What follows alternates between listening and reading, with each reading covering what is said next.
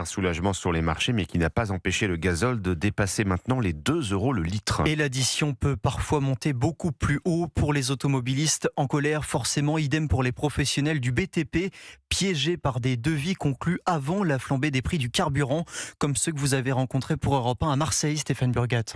Grues, tractopelles et autres camions-bennes, la consommation de carburant pèse lourd dans le budget des entreprises comme celle de Sauveur Cavataio. Ce sont des engins bien entendu qui consomment 30 centimes au litre. Quand vous savez que vous avez sur un tractopelle 100-150 litres de gasoil à faire, vous voyez tout de suite la différence. Et les contrats de construction ont déjà été signés avec des prix qui ne se renégocient pas pour la plupart, rappelle le président de la fédération départementale du BTP, Cyril Sauva. On fait des chiffrages qui sont acceptés et après on démarre le chantier, parfois en 6 mois, 1 an après. Donc évidemment, il y a un an, qui savait que l'Iran allait être attaqué et qu'on allait avoir le carburant qui explosait. Malheureusement, on n'avait pas mis ça dans nos prix. En conséquence, l'inquiétude est maximale dans le secteur, témoigne Sauveur Cavataio. On a certains collègues qui d'ores et déjà savent qu'ils vont sortir des chantiers à perte. Si les mesures urgentes publiques ne sont pas prises, on est dans l'inquiétude. Ça peut être du chômage technique, voire carrément des annulations de commandes. Et les professionnels du BTP attendent à minima un geste de l'État sur la taxation des carburants. Marseille, Stéphane Burgat, Europe 1.